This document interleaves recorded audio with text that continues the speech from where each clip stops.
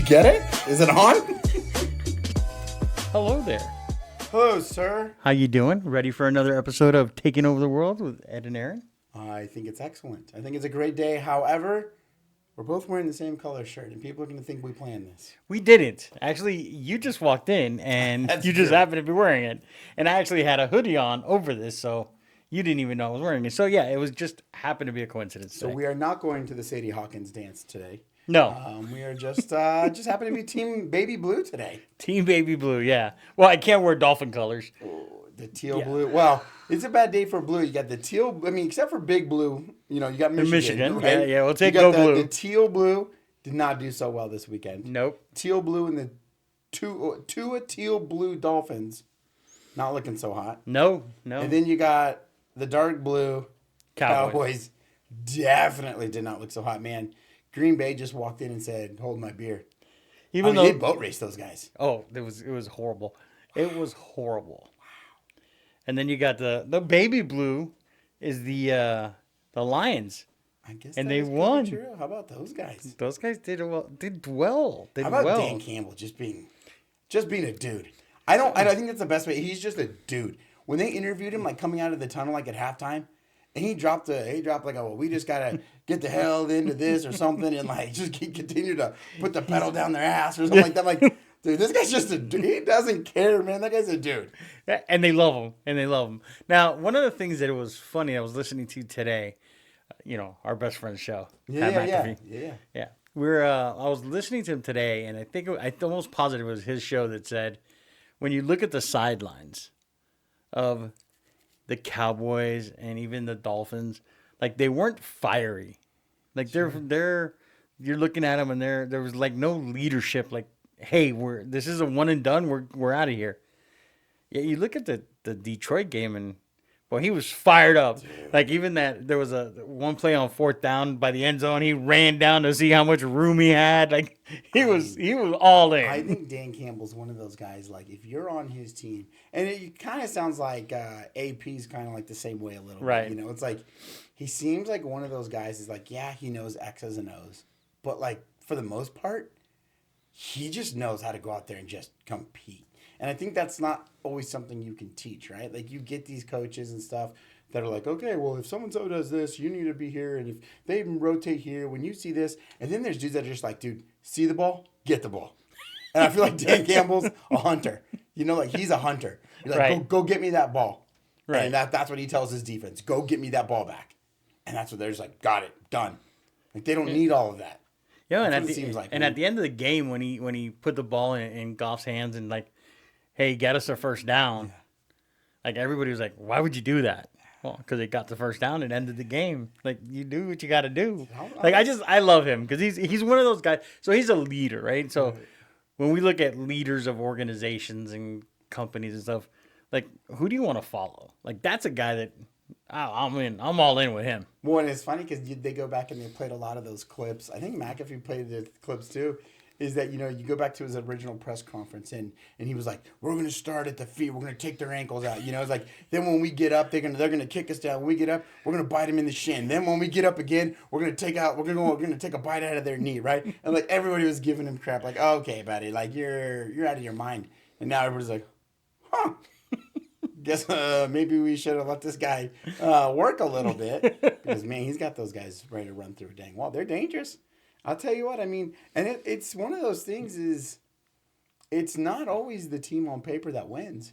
It's like you could look at a lineup and you're like, oh, yeah, this team's loaded. They're going to blow the doors off somebody. It's like the Padres last year. They had this lineup that you're just looking at. You're like, geez, who do you pitch to? And they stunk. You look at the Yankees this year. They're putting all the people, they the Dodgers. Soto. Dodgers essentially bought themselves. And they don't even, the Dodgers went and built a roster and used like Kmart financing. Like back in the day. Layaway. Exactly.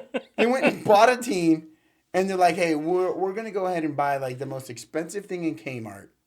But yet we don't have the money, which the Dodgers have the money. But they're like, we still want to use your layaway program. Like that's what the Dodgers did. So, but it doesn't always work out, man. You get these, you look at the Diamondbacks from last season, they didn't have a lot of big names on their team, but they were just scrappy, man. And that's why you get these teams like the Lions that are just, man, they're just scrappy. You know, you see the Packers, you know, they're playing well too. It's just like, and that's, you know, and you take it into business too. It's like, you know, right? Like we've all worked for somebody that they're a lot, they're like a mouthpiece, Right. right? And we've talked about it before, and it's like, look at me. Here's my top 1% of the industry that I work in, of my cubicle that's sold in the month of January. Voted by my mother. the second week, voted primarily with my family. Like, right? It's like, woo! And, you know, it's like, but then you have leaders that, you know, have played the game or they've done real estate at a high level. Like, you know, like you've made the calls, you've been in the industry, like you've been in the trenches, right? And so when those people speak, I think a lot more people listen. Where you get some of these other guys, these coaches that are like, hey, this is what we're going to do. Like, because on paper and on my whiteboard, this looks like, and I don't know, man, I just don't think, not every, you got to have the buy-in. And if you don't have the buy-in, then I think that's, you missed out at least on half of the battle. I think you did. I think with the leadership, right? Mm-hmm. That's what you go back to. It's like, how do you get boat raced at home by, in essence, a rookie quarterback? Because he's been in the league for 3 years, but this is his first season playing.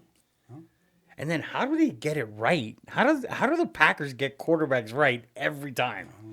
You know what? Like, I think organization. We're still looking for ours since Dan Marino, and he retired in 2000.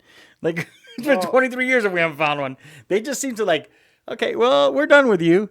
And it's funny because they all go to the Jets after they're done with the Green Bay's done with them. Like, okay, go off to the Jets, and then we got Aaron Rodgers. He's going to do great.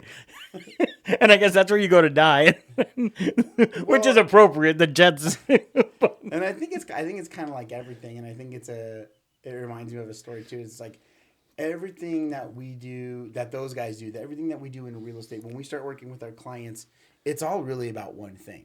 It's not necessarily about how many homes you show, this or that. It's like the whole thing starts as just collecting data and building relationships. And, you know, you look at teams like Green Bay, like they're obviously dialed in collecting data, and they analyze the data, and they're not looking for a short play. That's like us with our clients, like, right? We collect data. We're not transaction oriented. The fact is that we're going to go put somebody in a house, or, you know, I'm only going to show you 3 houses, and you better pick one of those because I'm not driving around town all day, and then I'll write you an offer. If you know, it's like, that's not our model. Right. Our model is to collect data, build the relationships. If we have to sit back and mentor the client, you know, I know that sounds weird from an agent perspective, but sometimes you have to mentor them, you know, and show them the way that real estate operates. I mean, you talk about these quarterbacks, and they all sat behind somebody at some point, right. You know, and they learned the game, and that's kind of our role here is teaching them the game. And, you know, I just finished up a new buyer orientation up How'd at our that new go? build, right?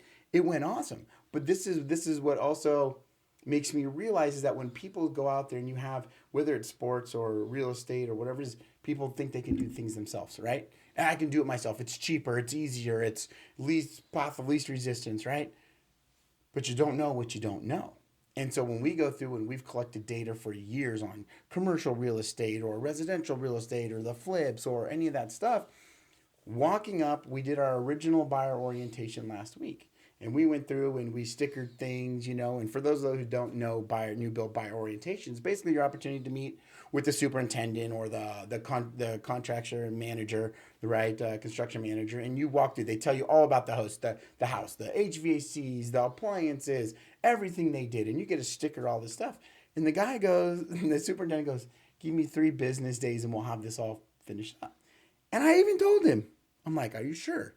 Because that's like 3 days. We got the 3-day weekend coming up. And I'm like, we're not closing for a couple of weeks. Like, you know, are you sure you're going to be in that? You know, if not, we'll give it a couple days. Like, no, 3 business days. So we show back up today. You know, I've got my list, right? And my client doesn't have a list, right? That's my job to represent him. So we're going through the stuff. And lo and behold, I mean, there's only like about 50% of this stuff done.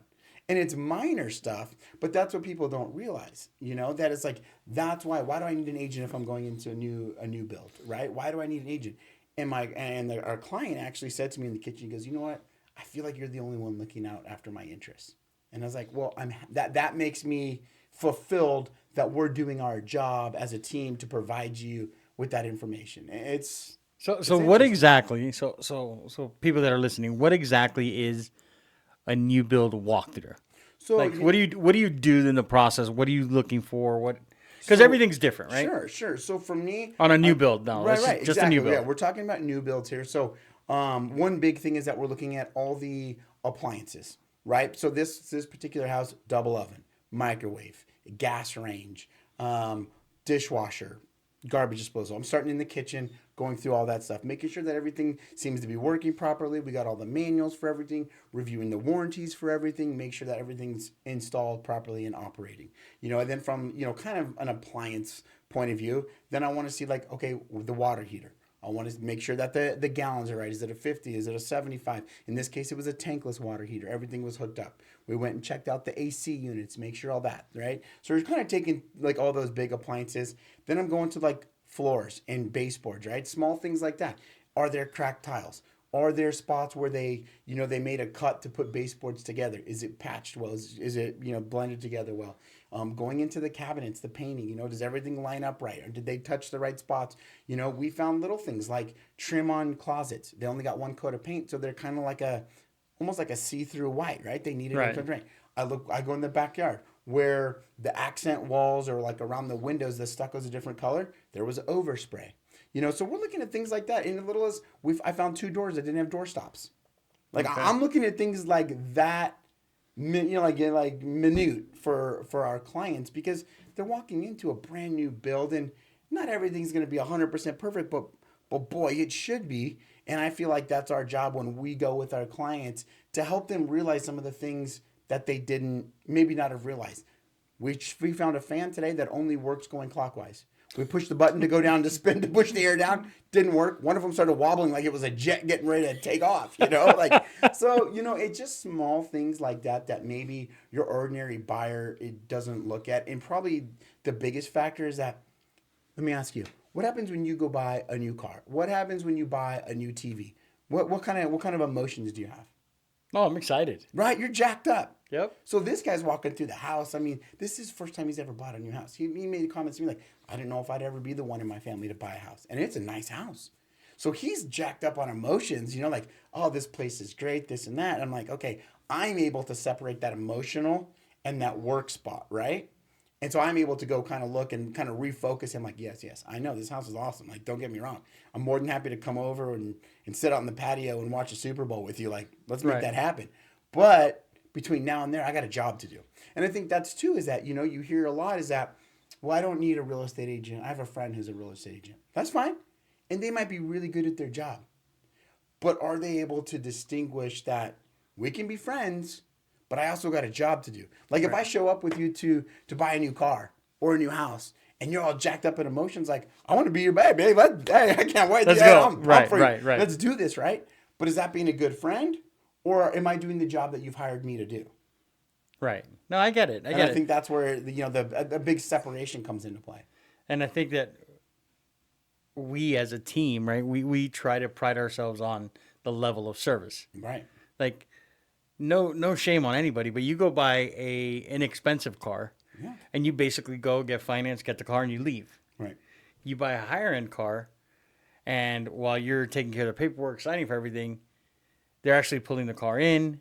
You have somebody going over all the features and everything that goes up. Absolutely. And that's what we do, right? We don't just sell you a house. Well, let's walk the house. Let's make sure everything's correct. Let's make sure we go above and beyond versus just, hey, we got you here to sign the paperwork. Here are the keys. Enjoy it. Like, that's not life. Yeah. No, I couldn't agree more. And I think that's what is missing in a lot of the service industry, right? Like you go into some restaurants, you go into car dealerships, restaurant places, real estate places.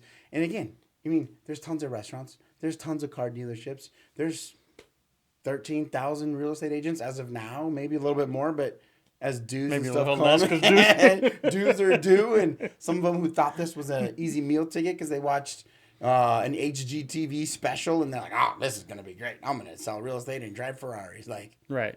awesome.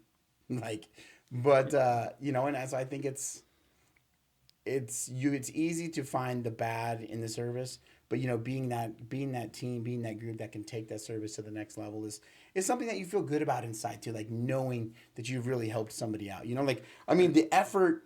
You asked me the question the other day. We were driving around freaking the greater Las Vegas to about 5 or 7 Home Depots looking for 260 smoke detectors and 80 earthquake water straps, right?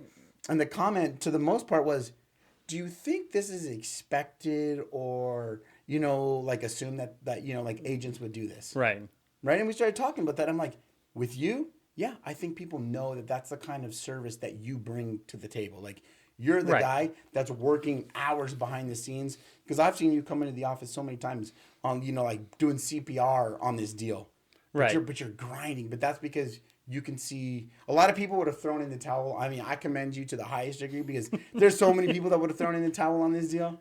But that's the thing is we try to surround ourselves with agents that feel the same way. Right. Like, for instance, we have another deal with closed. You're gonna get repairs done today, right? You called the client on Friday and said, "Hey, remember your stuff's on Monday, 8:00 in the morning. They're gonna be there." They forgot. Guess where they were not? At home, ready for the maintenance. Right. They people. weren't there waiting for the maintenance people. So the maintenance person, because it's out of the way, is like, "Hey, I'm not gonna do this. Find somebody else." You come in and we're like, "Hey, what do you want to do about this? How are we going to take this?"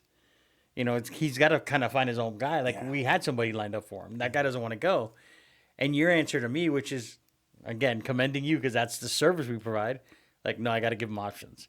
I got to call. I got to find options for him to get it done. Yeah. Like, that's what we try to do. We try to make sure that we give everybody all of the opportunities and all of the options that they have on the table, and then let them make an informed decision on it versus just, "Hey, you know what? I can't do anything for you."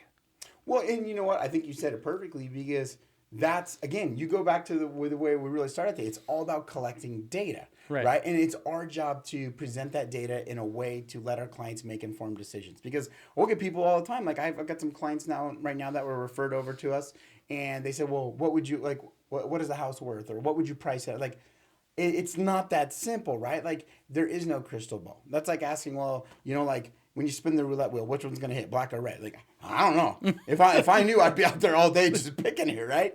But it's our job to be informed, and provide that information and guide our clients to where, okay, this is where I believe the range is. Maybe it's a $10,000 range here to here, and if we can get a couple things thrown in, then maybe we can go a little bit higher here, lower here. But to your point, it's like, our job is to educate them, get them there, let them make that decision. But it's like, we're the emotional support animal, right? We should come with a vest and some paperwork.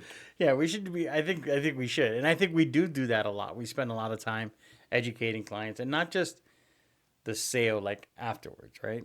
So we picked up a new listing. It's going to be going live this week, and the clients are concerned about what are they going to do. Like, hey, we want to buy cash with the proceeds from this house because this house is paid off. How are we going to do this? And they're sweating it. And I'm like, okay, relax. I got this. This is what we're going to do. This is how we're going to schedule everything. Closing, you'll need a week back. We'll put something contingent on this. Hopefully we can find something that's vacant so you can start moving your stuff in. Like, There's options. We just have to look at the options that are available. And they were like, oh, wow, you make it sound so much easier than what it did in our head. Sure. Well, that's our job, right? Our job is to make it sound easier. The job is to make it a smoother transaction than you would if you did it on your own.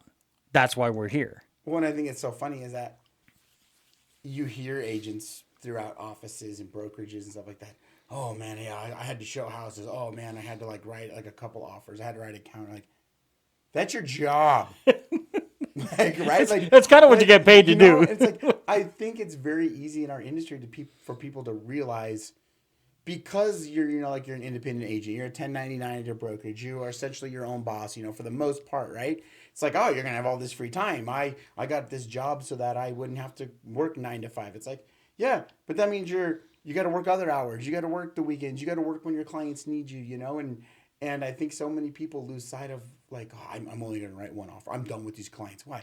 I had to show them 7 houses. Okay. That is your job. Like, that's what you signed up for. How long did it take you to show those 7 houses? Right? How much time did it actually take you? So yeah. In the grand scheme of things, it's like, come on. Get over it. Well, and I think it's funny because it talks about people's character, right? Like, what they're willing and not willing to do. And I saw this piece on my boy Caleb Williams. And I use that very sarcastically. Not my boy. Right?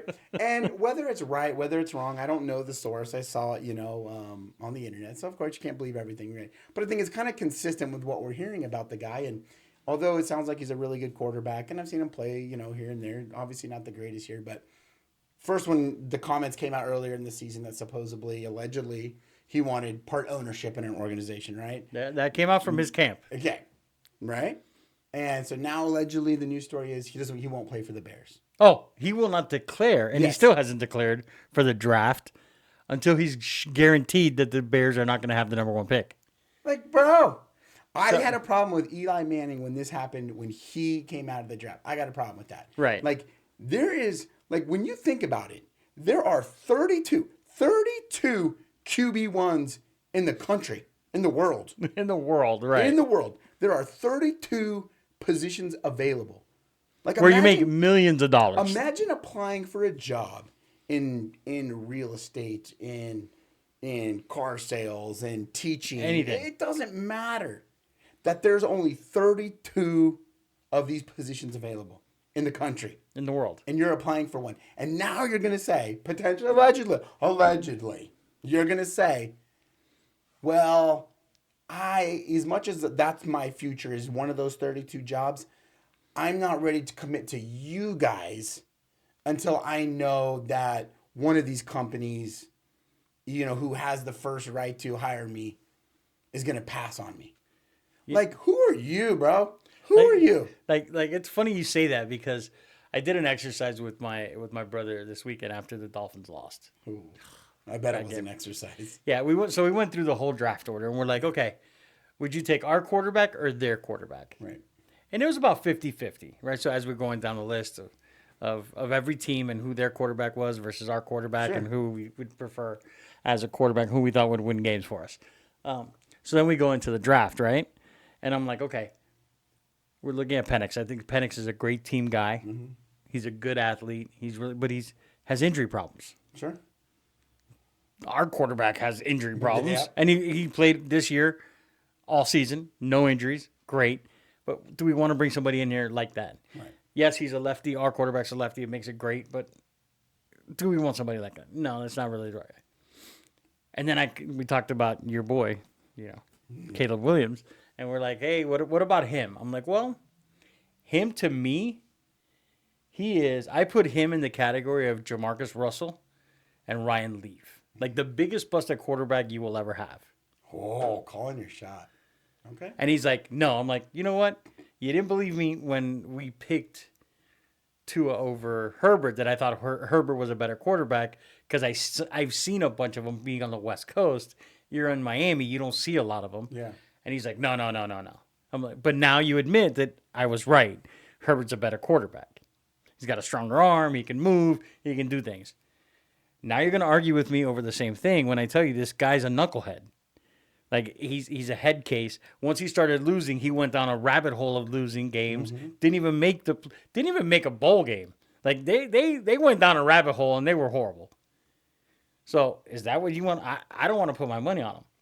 And I told him who would I put my money on a late round because we're going to be a late round picker. Mm-hmm. Put him in a late round or second round pick. JJ McCarthy. And he's like, oh, that guy does nothing just but hand the ball off because that's how Michigan plays. He's a leader. Like, people play with him. When things were going crazy and his head coach got suspended and everything was going on, his response on Twitter was, bet. Like, go ahead. Count us out. Go against us. Bet. We got this. And they won the national championship. That's the leader I want. Yeah, and I think, like, it's the days of, like, the flashiness I think people are getting sick of. And I think it's more prevalent than ever. Like, I think Brock Purdy set the new standard. It's like Brock Purdy, Mr. Irrelevant, out of Arizona, out of Perry Puma Field. Side note, where Brock Purdy played high school football, that football field's actually named after my father-in-law. Is it which really? Is really cool. So that's actually John Wren Stadium. Nice. So he plays out of there. But I mean, he stuck to his guns and committed there. He started at Ohio State, after he committed there the whole time. And he comes in and he could have groaned and moaned and be like, I'm happy carrying a clipboard. He was third on the depth chart, and lo and behold, he gets his shot. And I mean, man, He goes to Iowa State, still, right? Yeah, Iowa State. He's still making, less than majority of these college kids on the NIL deals. And he's, got the number 1 seed in the 49ers getting ready to play next weekend. Like Super Bowl, hopefuls, and he's making, less than some of these kids with NIL money. And I think that NIL, I think that entitlement, like you mentioned a lot, I think is changing the game. And I think it's ultimately it's coming down to straight out of draft day, right? Like Right. we need Kevin Costner in every GM's interview saying, "Who's at your 21st birthday?" Right. Right? Yeah, I want yeah. Bo O'Callahan to tell me who was at his 21st birthday. Right. I think, maybe Caleb Williams had some people, maybe not, but you talk about guys like J.J. McCarthy. I'm sure the entire team. I'm sure all 83 players were there. You talk about guys like Bo Nix. That's another guy. Like grinding out his bowl game. Like obviously he's bounced around a little bit in college. I feel like he's been playing college football for 12 years. But it's like, dude, he ends up at Oregon, right? And they're playing in the Fiesta Bowl and they're playing Liberty. I mean, no knock on Liberty. They're ranked 25. They earned their spot in that bowl game. But of all the bowl games, Nix is obviously coming out. He's going to be drafted. You're the number 8 team, out of the rest in peace Pac-12. Right. And you're playing Liberty. And then they went out and, they did what everybody kind of thought they were going to do. They boat raced They them. boat raced them. But the fact is, he said he wanted to compete one more time with his boys. And I think when you get into the locker room, when you get into your sales office, like when we grind, I think our clients know that, like we're their locker room guys. Like Right. we got a team that's going to stand behind them. Like this thing today. Like, yes, we're not gonna, it would be easy just to be like, hey, this is your problem now, dude. We got you the house. We lined up the credit for you. You missed the appointment. Now you deal with it. But it's still like, okay, yes, we could do that. But it's like, at the end of the day, can we also make a few phone calls and try to help the guy out, and put him in a spot? Like, how we're going to waste more time throughout the day doing other dumb stuff that people are going to do throughout their day. Right. That it's like, okay, can I make 2 or 3 phone calls to try to help get something situated for a client? That's, make us feel better. Call it karma, whatever. It is what it is. But it's helping somebody out, and it's what we're doing, right? It's the leadership that we have, that we take care of that stuff, and it's being the locker room guys, being the guys that when it's said and done, we're not just, hey, we won, walk in and walk out. It's like we're high-fiving you, we're jumping up and down, we're screaming, Raiders! we're just being silly because we're having fun, because this is what we do. Are we singing How About Them Cowboys today? No, we're not doing that one. We're not even doing fins up this today. Like, that's not. Are we just going with the word of the day, Dallas? Dallas was your last game you're playing this year, Cowboys. Yikes, sorry, all the Cowboy fans. Yeah, that's. Well, I can't. Like I said, there's a bunch of people in our office and a bunch of people that I know that are Cowboys fans, and I really can't say anything because we got boat raced. Yeah, Cardinals didn't even make the playoffs. I think it's just crazier because like every year you hear it's like I saw like one of my buddies posted like the circle of life chart, but it was like the circle of season. Good coach, good players, beat up on all the bad teams. This is our year. We got it. Home field advantage. Now we're there. Season's over. It's like repeat. like that's a vicious circle, man. That's what it is, but that's the life of a transaction. Find a client, find them a house, go through all the struggles, get them the house. They close on their house, and then we do it again.